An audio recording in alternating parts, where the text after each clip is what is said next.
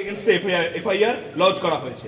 একটি প্রসূতির মৃত্যু পাশাপাশি 3 জন প্রসূতির আশঙ্কাজনক অবস্থার ঘটনাকে কেন্দ্র করে এই পদক্ষেপ নেওয়া হয়েছে। তবে এই প্রশাসনের দায়িত্বজ্ঞানহীনতা, দূষিত ওষুধ এবং স্বাস্থ্য ব্যবস্থার অসংখ্য দুর্নীতি এবং ঘাট থেকে আড়াল করার প্রচেষ্টা মাত্র।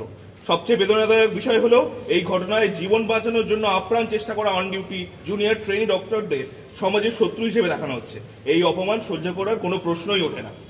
প্রসূতি ও অ্যানাস্থেসিয়া বিভাগের ডাক্তাররা ইতিমধ্যেই অনির্দিষ্টকালের জন্য পূর্ণাঙ্গ কর্মবিরতি ঘোষণা করেছেন।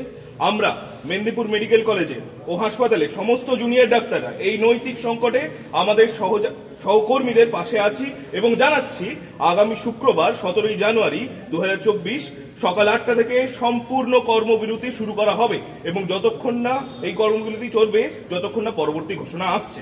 আমরা আশা করি মানবিকতা এবং সুবিচার প্রাধান্য পাবে। প্রশাসন অবিলম্বে এই অন্যায় সাসপেনশন প্রত্যাহার করবে। সুষ্ঠু, স্বচ্ছ এবং বিস্তারিত তদন্তের পরই দোষী প্রমাণিত হলে প্রয়োজনীয় প্রশাসনিক ব্যবস্থা নেওয়া উচিত। ঠিক ঠিক ঠিক।